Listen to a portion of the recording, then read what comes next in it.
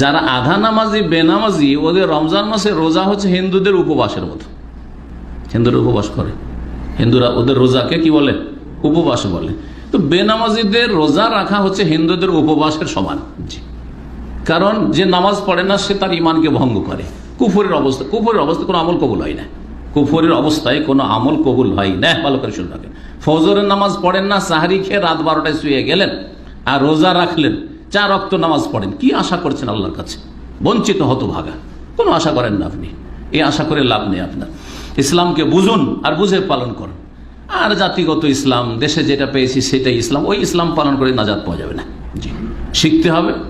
ইসলাম হচ্ছে জ্ঞানের দিন, দিনুল ইলম, জ্ঞান অর্জন করার দিন, এলমের দিন, আর আমলের দিন, আর অনুসরণ ফলো করার দিন। ফলো করতে হবে ওহি, ফলো করতে হবে কোরআন এবং সুন্নাহ। আপনার বাপ দাদাকে ফলো করলে হবে না যে আমার বাপও আধা নামাজি ছিল, আমি ওই রকম আধা নামাজ